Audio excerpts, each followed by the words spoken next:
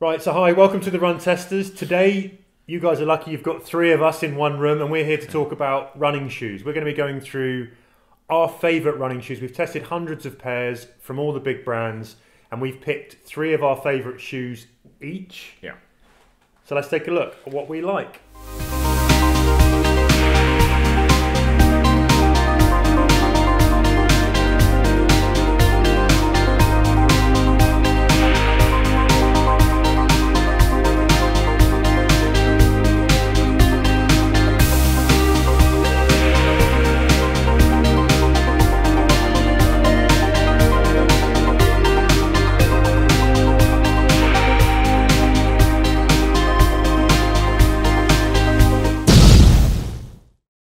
Right, first up, Nick, do you want to tell us a little bit about what kind of runner you are so the people watching this can understand why you would pick the shoes that you've picked? Sure. So I'm a very keen runner, obsessive runner, always training, usually for a marathon. At the moment I'm training for the London Marathon, going for a sub 2:30. I've got a coach. I use like a quiver of shoes, as the brands call it, as kind of dedicated to different types of training. A quiver of shoes? That's what they call a quiver of shoes. I've never heard that before. So I picked out three here today. I probably actually use more than that because we're always testing stuff. Is three a quiver? Three's enough for a quiver, certainly. Yes, in a Bowman. So my kind of quiver of shoes would be my racing shoe, my fast training shoe for kind of tempo runs, hard long runs, and kind of track work, and then the shoe for everything else, all the easy runs, kind of easy long runs, just general training, like cushion shoe. Okay, well let's have a look and see which shoes you've picked for each of those then. So for racing, I, like almost everyone else who's really serious about their running right now, I use the Vaporfly. I haven't got hands on the Alphafly yet, but yeah, the Zoom Vaporfly Next Percent. It's got the carbon plate, really soft stack of cushioning. That's also very responsive. Yeah, I think this shoe's been talked about to death. Right now, it's the best racing shoe in the world. But a load of other brands are releasing carbon plate shoes. There might be a bit more competition, but yeah, I've not set all my PBs, and I've set some PBs in the Vaporfly 4%. But I've had all my best runs in this, including kind of marathon last year, half marathon last year. And I guess a lot of people will be thinking about the price for this shoe. Yeah. Is it worth paying the money for a shoe that has only lasts a certain amount of time? So my opinion on this is definitely, if you're like fairly new to running, there are many better ways to spend £240 than a pair of running shoes. You can buy yourself £80, £100 pair of shoes. That will still be a brilliant pair of shoes. Spend the rent difference on getting some coaching, buy yourself a training plan, do something like that. I wouldn't necessarily, but once you've really going for it, you've maybe got a few marathons under the belt, you know exactly kind of what you're capable of. This is the shoe that will probably give you the best chance of getting there. They're also a bit more durable than kind of widely reported, I think. My first pair of 4%, I still have them knocking around as a training shoe sometimes, and they're about 500k in, I think. Great. Are there any issues that you find with these are mine, by the way? Are there any issues? Unused. Are there any issues that you have with the Vaporfly? Any things that probably could be improved? So it's a pure racing shoe for tarmac. Take it off road, it's going to get ripped to shreds really quickly. Run like a gravel track. I saw someone doing that in a new pair of them. It broke my heart. You're going to ruin your shoe straight away, basically. There's not that much grip. There's enough now. This is better grip than the previous one, the 4%. You can do dead turns in the rain a bit more comfortably. I don't really like, and the stack is very high and it's very soft. If you're someone who has stability issues as a runner, I think you might have a problem because you do really come down on that side every single step. I don't. I'm a neutral runner and it's fine for me. But yeah, there are issues on that kind of thing. Like, don't use them for trails. If you've got a really twisty course in the rain, don't use them. I'd say there probably would be. You'd rather have the extra grip of my fast training shoe pick, which is the Adios. Well, let's move on to that then. So fast training. Tell me about what does fast training mean for you? So basically, kind of just kind of general tempo runs. I'll probably still use my easy kind of trainer shoe, but if I'm pushing, kind of getting anywhere near any of my race paces, I like to have a quick shoe on my foot. Like, this is the shoe I kind of vary the most. I sometimes use an old pair of Vaporflies if I really want the kind of carbon plate kick. But I think the Adios is a really good shoe. Basically, it's really durable. Adidas Boost Foam is very durable. It's comfortable. It's pretty lightweight. It's got a really large amount of grip for a for a top end racing shoe, which it is still. It has a lot more grip than you'll find on something like the Vaporfly, and good durable continental rubber as well, which is exactly. So I've taken down canal toe paths. But so lasts forever. It's also really good value. Like, the RRP is quite high. It's like 120, 140, but it's never at that price. This is actually the Adios 4. There is an Adios 5 now, but there's always one on sale somewhere for around 60, 80 quid. And for that, you're getting a shoe you could race in, definitely. Like, it's not the most supportive, but again, I'm just using it maybe once a week, twice a week, and it will last for a long time. And I think it's no longer like the top end, like, you know, the marathon world record stage that it used to be, because Nike are so dominant now, but it's still a brilliant shoe for doing your training in. This used to be, the Adizero Adios used to be my race shoe, basically, and I really love these as well. And do you use these on and off the track as well? Yeah, so I'll take to the track. So on the track, I use, especially this time of year, like, actually tracks are often frozen over a little bit wet, and the Vaporfly on the track isn't brilliant for that because of that reason. Again, a bit more grip. Also, it is a kind of weird thing. Like, these shoes are so good. If you're smashing your marathon pace, like training, and your reps in a shoe that isn't as good, and then on race day you're getting the extra kick of your taper plus a slightly better shoe, just gives you a little bit more confidence, I think, to not use the Vaporfly all the time training for that reason. You know you've got a better shoe coming on race day. Okay. You sold it to me. I've never used the Adizero, but I'd like to give it a go now. Yeah, this boost foam really, I can't. Although it's a bit heavy for what it is, but it's so responsive. It does last forever. Really, they did nail it on that front, I think. Apple. So on to your final shoe. What's your last one, Nick? Chuck it here, Tom. It's the Saucony Triumph 17. It's a bit muddy. Very muddy. Because I walked off Hampstead Heath after a cross-country race in it.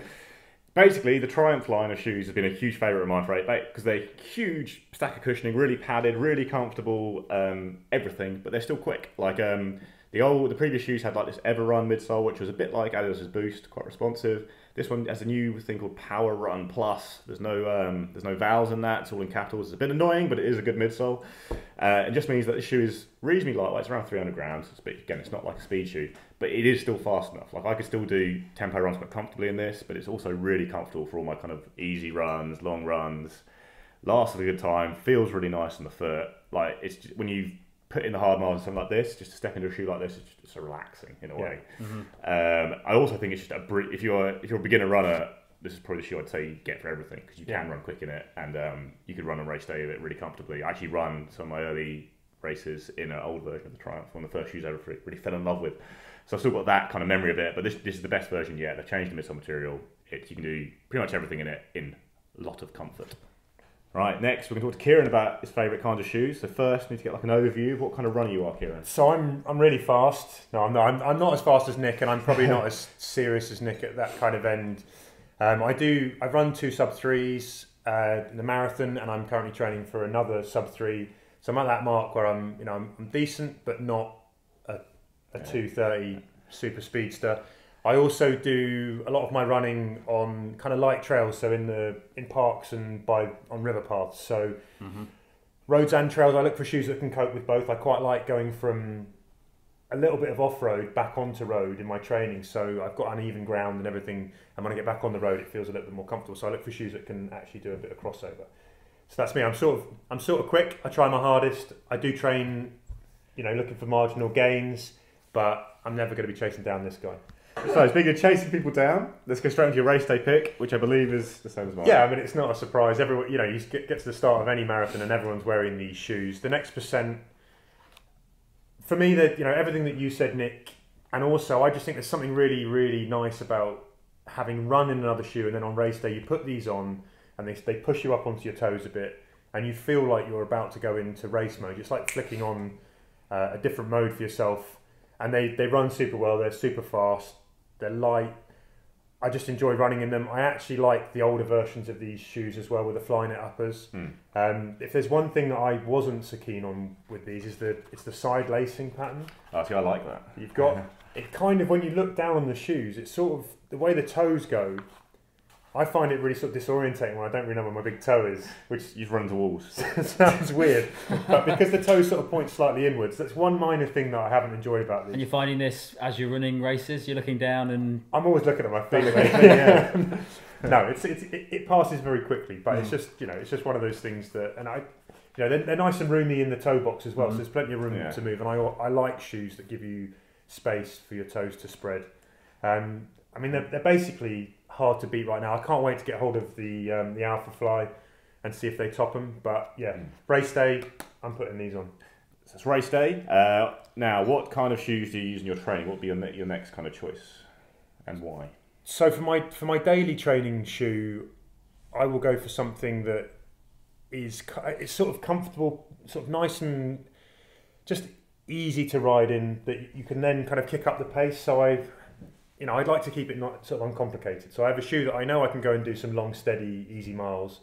But then if during that I'm doing, let's say, like a 90-minute with some tempo thrown in or some threshold thrown in, that I've got a shoe I can rely on to take the pace up a bit. And crucially, I think something that can run off-road and on-road and still feel comfortable. And I really like the HOKA Rincon for that. I mean, I know Tommy will talk a little bit later about durability, and actually you can see on the bottom here these are a bit scuffed up, but these you kind of sit nice and deep in the bottom bed. They're nice. There's a decent amount of cushioning around the heel collar, but not too much. Like in some of those sort of, I guess, sort of steady run shoes, I think they're over padded, and I think these sort of strike a nice balance. Again, lots of room in the toe box, so lots of flex, and I find they're just the right amount of kind of cushioning, and the stack height that kind of still has that kind of profile while I'm up a bit. They don't feel a million miles away actually from the Carbon X to me. No. And that's another thing that I've done actually is move from Rincon to Carbon X on race day. Okay. And particularly I do ultras, and the Carbon X actually arguably are good for sort of ultra trails as well.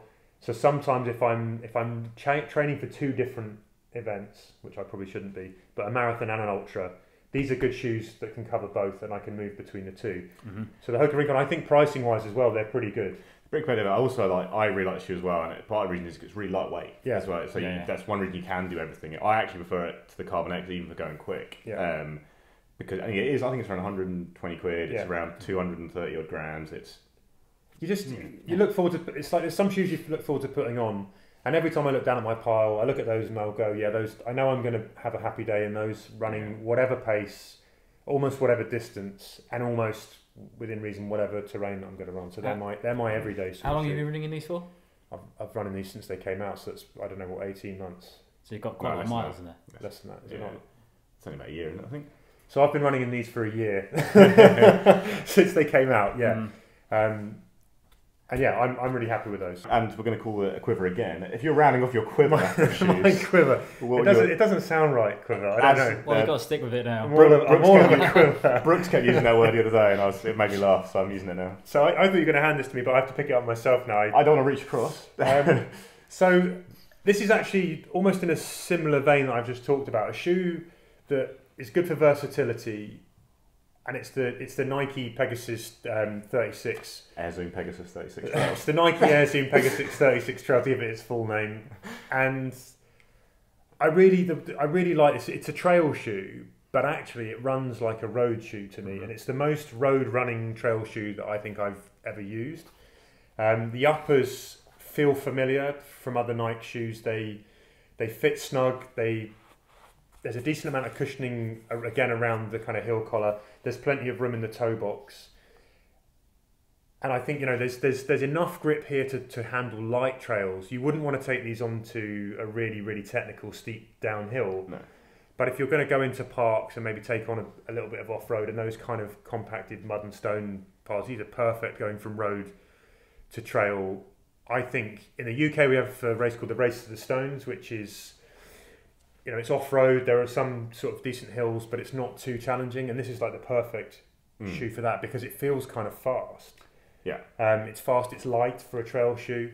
There's good support and there's decent grip. And I think it matches, if you're used to running in something like this, you can see the profile. There's, it's in the same family. And I really like that. I like to try and keep my shoes that I use sort of fairly consistent when I'm doing something. So again, if I'm training for a marathon, I know I'm going to go off-road, I might wear these in the build up to racing in a pair of those. I also say actually the grip shouldn't be underrated on these shoes. I think like summer you can use them pretty much everywhere in the UK. Like I live near Epping Forest and running that lot of my training, and I use this as even when it starts to get muddy in autumn, it's still quite reliable. And also on the hard trails, it's quite sticky, that rubber. Yeah. It's even if the lugs aren't super deep. I do think it's really versatile, and I've done like the short trail races, isn't it? And you've done you might use ultras, so I think if you've got a trail race on reasonable ground, it can cover any distance. I think. And they work on. I found they work on roads. I mean, I tend to be. I'm a runner. I'm quite lucky that I can slip on quite a lot of shoes, and I can run in most shoes. But I've used these on road runs as well, where I've got a small section on trail, but most of it's on the road, and they're pretty happy there as well. So I think as a good kind of versatile shoe. for light trails and road running, this is a good option. In comparison to some of the trail shoes I've seen, how does this compare with durability? Because I noticed there's quite a lot of kind of softer midsole there. I've had no problems yet. You know, I've done a good amount of miles in these, and you can see there's very little. I think there's very little wear on the out. It's hard rubber. That midsole is the same as I assume. Well, the Pegasus 36 road shoe. Again, a very durable road shoe. People use for a lot of training and racing, and it's that Zoom material that isn't ZoomX, but it's still it's still gonna be comfortable and feel like a road shoe, and last a good time because you've got this protective outsole. Yeah, this was a surprise for me. I'd never really seen Nike as a trail shoe brand, and this is one that the first time I put it on, it was a bit of a revelation. Is this the latest version, or is there a new one that's come out? It's the latest normal version. There is like a Gore-Tex version out for like the winter. And Gore-Tex basically just more extra waterproofing, right? Yeah, which you never really want to run. I don't understand it because once water gets in here, then it's stuck in your shoe. Nightmare. Anyway, nice, brilliant. So right, to round it off, Tom, we need to hear, what kind of runner are you? So I'm not really a speedster like these two. I'm more of a runner for fitness. So I do care about times in races and things like that. I kind of sit around the 40-minute mark for a 10K, 20-minute for a 5K. I don't get a lot faster. I don't really have a training plan, but I do like to race a lot, and I do like to kind of improve as much as I can. Having said that, I go to the gym a lot. I kind of run more for enjoyment than speed. So here are my picks. So bearing in mind, obviously we've got a set of trainers, a quiver of trainers, if you will, that are very specific to kind of our training and racing needs. So what would be your kind of first shoe, and what is it for? So I've actually never tried the Vaporfly. These are my Vaporflies, and I'm going to give them a go this weekend. So my picks may change completely after this weekend. But at the moment, my favourite racing shoe is the Peg Turbo. This is the 2 actually. I've only used this a few times, but the Peg Turbo 1 has been my favourite race shoe for well over a year. Like the Vaporfly, it takes a lot of design aspects. As you can see, it's a pretty similar looking shoe. It doesn't have a carbon plate, but it is incredibly light. I think it's about 280. Is that about right? No, less than that. Is it less than that? Well, 230. Yeah, something like that. Yeah, 230. So it's a incredibly light shoe. It's the design. It's got this kind of curved structure which lends itself quite nicely to racing and kind of propelling you forward. It's got actually the 2 version has an updated upper which is lighter. I actually prefer the previous one because it added a little bit more stability to it.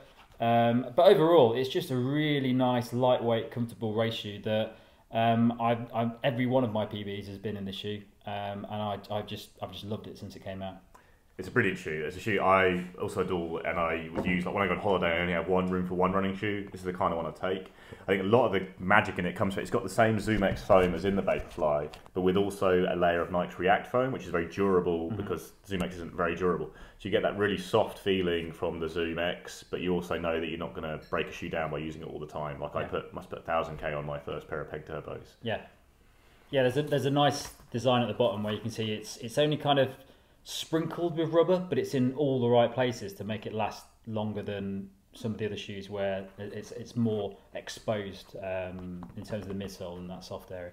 So yeah, all in all, it's just an amazing shoe that I probably would use it as a training shoe as well, but I like it so much I tend to just use it for races because I don't want to waste it. So I know, Tommy, you don't. So like you say, you do loads of races. So would your second shoe also be a shoe you'd race in, or would it be something that you confine to training? So my second choice of shoe is a bit of a strange one actually, because of the way I train and because of the way I race. I do a lot of races, but when I train, I train at quite a low level. So I don't want to use a race shoe for training. I run generally quite slow when I'm training. So the main thing I'm looking for when training is that I just got a shoe that just lasts ages. I want to pick up a shoe that's comfortable. I want it to cover well into 300-400 miles of running, and yeah, I just basically want it to be reliable. So the shoe I've gone for is the Mizuno Wave Skyrise. Now when I first got this shoe and I ran in it, maybe did 30-40k, didn't really think much of it. I wasn't thinking this is an amazing shoe. I didn't think, I really enjoy it. I didn't even like how it looked. I don't really think it's a nicely designed shoe. That's right. Yeah, it just seems a bit clumpy for me. I'd much prefer, the Rincon, I'll go into that in a second. But having used it for 80k, 100k now, I always go for it. I always just pick it up if I'm doing a long 10k, 15k run that I don't care about the time. I'm not going for pace or anything like that. I always go for it just because it's so durable, and so comfortable that every run I do, even if I'm going up to 20k, I don't even notice it. There's a lot of padding going on there. There's a lot of padding. Yeah. There's a lot of padding around the and around here. Yeah. I like that. Well. It's not a stability shoe. It's a neutral, just cushion shoe, and I just always pick it up to use. That's it really. I'm not expecting to get fast times in it. I'm not training for faster pace in it. I'm just. So if you're just going for a run to enjoy, you just put that on because you know you can rely on it. I've never worn this and got back and gone, oh, my feet hurt, or I didn't enjoy that. I don't even think about it, and that's why when I was picking this shoe, I was going through and thinking, do I pick that? And I was thinking, well, yeah, because it's probably the best shoe for that level of what I'm doing. Yeah. But yeah. I like it as well, I've used that shoe for long runs. I think basically similar to the Saucony Triumph, but I think that the latter for me just edges it out because it's got a bit more pop if you do want to up the pace at some point. But I do think it's a very comfortable shoe, and I think it's pretty nice looking. Yeah. There's too much foam in the collar for me. I'm like an anti-foam. I'm an anti-collar foam fascist.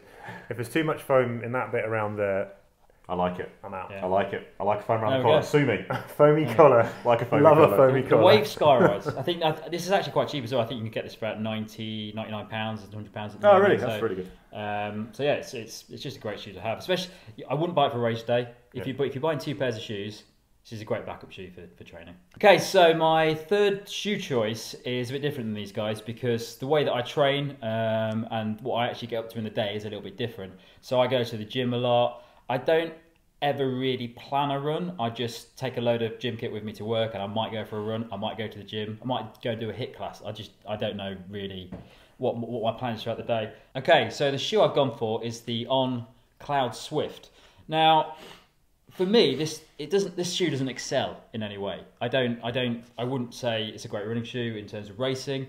It's not particularly a great training shoe for long distance, but it's just a really nice shoe overall. You can wear this, you can stick this on in the morning, leave the house. I could go, right, I might go for a run now. It's fine, happy with it. Go to the gym, perfect, works fine for like weights, HIIT, CrossFit. I used to use this for CrossFit as well. It's just really nice, a really nice comfortable shoe.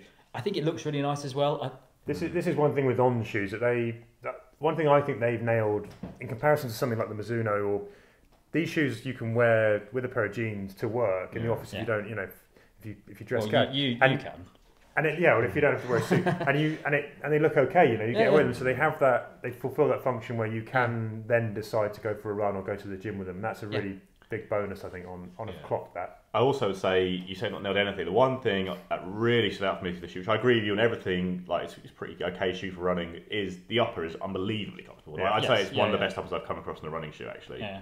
And this cage isn't at all intrusive. It's really soft and just gives you that kind of. Well, when I first saw these released, I thought it's a fashion shoe. I'm not gonna like running in it. But really, I go to this all the time. I've got 2 pairs of these, and I'm constantly wearing them for various bits and pieces. And even if I was doing a half marathon, they'd be fine. They'd be perfectly fine. They'd probably be quite a bit quicker than the Mizuno as well. So are they heavier than the Mizuno, or are they lighter? Pretty slightly lighter, I'd say. They do feel lighter. But yeah, overall, they're probably my favourite On shoe for just wearing all the time. And they've got they've got On's kind of foam platform, On's one, helium foam. Yep. And how does that feel? Yeah, they. I guess from a gym point of view, actually, when you want something that's going to be able to support you doing squats and deadlifts and stuff, does that foam work for that as well as running? Yeah, it's really nice for the gym. I think you find with like some of the earlier on shoes before they brought in the helium, they were quite hard, and when you're doing certain weights like squats and stuff like that, they work quite nicely, but they just don't offer a nice bit that extra cushioning that helium does. And I like the helium foam. In the most recent Cloudflow, then they moved from whatever previous rubber they were using for that and moved on to the helium foam. There's a noticeable difference in that kind of squishy comfort. I wouldn't use On shoes for a long time because I generally like a soft shoe, but the helium foam is a lot nicer. So this is my all-round shoe for somebody that likes running, likes gymming, likes walking around town and looking relatively nice. So yeah. And I actually I was going to pick the Cloud X, which is a shoe. It's very similar actually to this, but there's a little bit less kind of foam, a little bit less stack height, but it's firm. And again, for the same reasons that it was a shoe that you could make up your mind. You could do a bit of time on the treadmill and it'd be happy. You could go and then lift some weights and it would be okay. So I think actually On do a good range of those shoes that are good for crossover. Yeah, the only thing they don't do is a shoe that can handle going through gravel without picking up 1,000 stones. Or down the midline here. If you've got a stony driveway, game over. They'll all be in here. Yeah. Brilliant. Okay. Brilliant. Nice one, guys. That is our favourite running shoes. Now, we actually have a fourth run tester, Mike. He's not in this video because he runs in barefoot shoes. So we're going to have an entirely separate video where Mike talks us through the best barefoot shoes. Now, please do, obviously we've mentioned some other shoes here and we've tried billions of other shoes. So please, if you have a shoe you want to ask about, please just jump in the comments, do that straight away. Or if you have any questions about any of the shoes we have mentioned here, we're going to throw up all the stats throughout the video. So hopefully you'll know the kind of prices and the kind of things like stack height and all that. But yeah, jump in the comments, let us know what you think, and like and subscribe.